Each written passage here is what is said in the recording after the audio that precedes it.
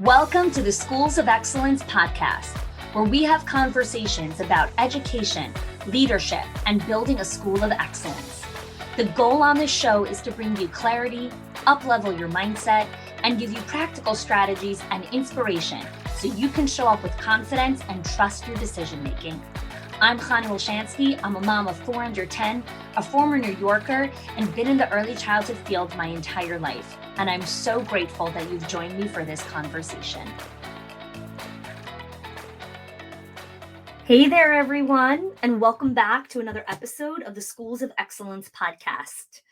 We are in middle of September right now, which means many of you, while still in the fall, beginning of the school year registration madness, enrolling lots of new kids, hiring lots of teachers, onboarding new families, a little bit of the craziness has died down, but it's still very much in busy season right now. And when we're in busy season, we feel busy, right? We don't have time for things. We feel like all the things that we usually need to take care of, like all the maintenance stuff, we don't have time for. And it can feel very, very overwhelming for all of us. And today's episode is all about understanding, are you living in time poverty or are you living in time abundance? And there's a very big distinction between the two of them. And I'm guessing right now you're living a little bit in time poverty. And I want to show you how to move your mindset to live in time abundance. Okay. Time is a mindset. Okay. And how you break free from being in time poverty and move to time abundance is actually understanding, what does time poverty mean? Time poverty is that feeling where you're racing against the clock that somehow ticks faster every single day. And it can feel like it's motivating you, but it's actually very sneakily sabotaging your progress. You constantly feel like you don't have time. You don't have time to do this. There's no time to do this. This thing broke up your schedule. This thing happened. This meeting went a few minutes over. This meeting creeped in here. And you're feeling like you never have time. Time abundance means you always have enough time to do the things that you want to do. And I want you to sit with that for a moment. Think about if you approached your day from the mindset of, I have enough time. I have more than enough time. I have time abundance. I have time to do all the things that are important to me. That mindset in itself is so empowering, so powerful, and so motivating to enter the day with, that you can conquer pretty much anything. So I want to help you really understand, how do you do this, right? How do you move from time poverty, where you always feel like you don't have time, there's never enough time, you can't figure out how to get every single thing done, you can't delegate to anyone, this one can't do this one can't do that. You're always feeling a little bit in this complaining place where you don't have time. And how do you move to this time abundance? So the first step is, words matter. Words shape how you feel, how you think, and how you act. And so stop saying, I don't have time. When you say, I don't have time, it means you're not taking responsibility for how you use your time and your hours. It's your time, it's your hours. You need to own it. And so the first thing is just remove that from your vocabulary. Stop saying, I don't have time. When something comes onto your plate and you want to say, I don't have time, say, it's not a priority right now. Or you can simply say no. My sister got married just 2 weeks ago, and I kept getting asked to do, can you take care of this? Can you take care of this? Can this happen? Can this happen? And they wanted the kids to like create some kind of performance or something at the wedding, and all the nieces were involved in it, and all the nieces were going to participate, and they really wanted my girls, Kyla and Goldie, to participate in as well. And I kept being asked to, show them the video on how to do the dance. And it was basically like coaching my girls how to do this dance and teaching them this dance and practicing them with them every single day. And I had a lot of guilt around saying, no, I don't have time for this. And I had to really stop myself, pause and reframe and say, this is not a priority for me right now. This wedding happened in 45 days, and the priorities for me with the wedding are making sure that everyone comes dressed with proper clothing and shoes, and that we get there in one piece from Florida to New York. That is my priority, nothing else. Everything else that is associated with the wedding is not a priority for me. And it was hurtful. People, were upset. They wanted me to be involved in that. They wanted the kids to be involved. And I needed to understand that it wasn't about that I didn't have time. It was about it wasn't a priority. I had other really important priorities that I already committed to, prior commitments, that taking this on wasn't more important than the other priorities that I have, which are to my family, my husband, the clients inside the Directors Inner Circle and our owners group, recording this podcast. These are commitments that I've made months ago that I can't just bail on. And so my family is really important to me. And I was going to be at that wedding, of course, and dressing everyone to be at the wedding. And that's where my commitments ended. And so I'm sharing this example so you can understand that it wasn't that I didn't have time to get my girls ready for this performance, is that it wasn't a priority. When I looked at my priority list, when I looked at my previous commitments, this one didn't rank it up there. And so it wasn't a priority. And so it was a very simple no. And so words matter for you. Words matter. Stop saying, I don't have time, and replace it with, this is not a priority right now. Number two, decide what really makes you happy. It's a very famous quote that I love. Wealth consists not in having great possessions, but in having fewer wants. There's a great passage in the Talmud that says, who is the rich man? The one who is happy with his lot. And I think part of who is the rich man is the one who understands that he has enough time to do all the things that are important for them. And so if wealth consists about having fewer wants, if you're working towards something and it's causing you stress, why are you doing it? Why are you doing something that's causing you stress and causing you to constantly feel like you're in time poverty? Is it to please your parents? Is it to please society? Is it part of your ego? The side effect of wanting less is that it often frees up your brain to be more successful and productive in the things that are truly important to you. So take stock around your home and your life. How much do you really need? Right? The more stuff that you own, the more things you have to clean, look after, maintain, and worry about them being broken or stolen. Owning and buying things is an addiction, just like drugs. We buy something, we experience a rush, and it fades away, and you need to repeat again, right? It's a shopaholic. Well, if you're busy, right? If you are constantly saying, I don't have time, right? Because you're busy. If you're busy constantly, and it's perpetuating a cycle of unhappiness, you work harder and harder to do this, so you could feel good, so you can feel, of importance, so you can feel like you're enough. And all of these things require more stress, more work, so you can make more money, and you never get out of this cycle. We want to look at things that can't be bought with money, right? Time spent with loved ones, time spent in nature pays off way more in the long run. And so I want you to also think about making conscious decisions about how you spend your time, creating an abundance of time, and spending it doing things that are genuinely nurturing will lead you to a happier, more productive school day and life that's not spent chasing your own tail or on a treadmill that never turns off. So, number two, decide what really makes you happy.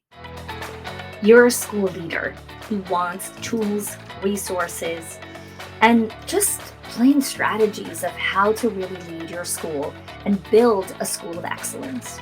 Well, I created something called the School Leadership Toolkit, which has over 10 resources covering topics like parent-teacher relationships, difficult conversation, teacher appreciation ideas, and time management, along with to-do list management.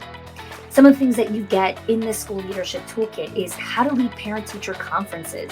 This is a masterclass training and to show your staff so that they can lead conferences with ease.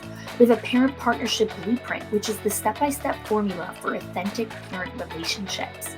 I have a training on how to get your to-do list done and how to create your calendar for one-on-one meetings with staff. I have tools on how to filter distractions so that you can make the best decisions, and reflective questions to ask teachers for goal setting and performance reviews, along with so much more.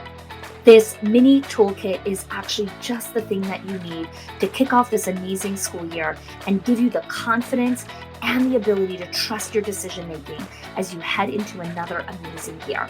Go check it out, the link in the show notes, or go to hani.me/toolkit.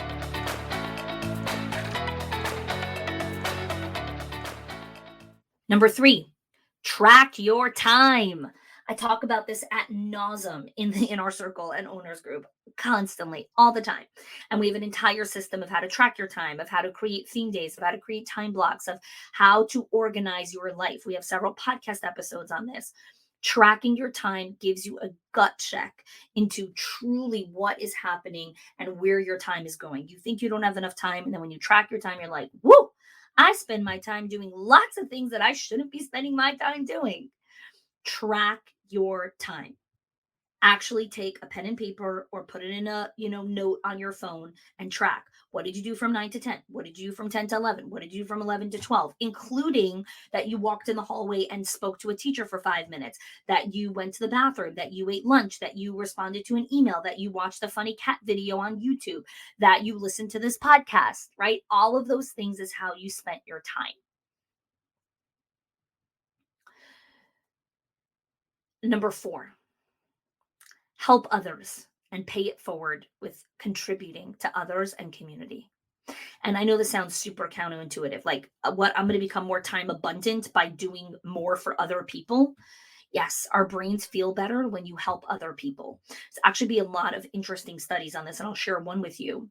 There are several studies that have tested how people felt about how much time that they had, depending on whether they spent time on themselves or others.